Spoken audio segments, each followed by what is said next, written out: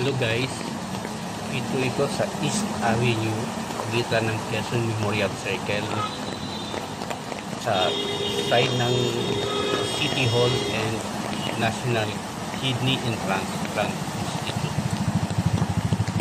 Grabe ang baha.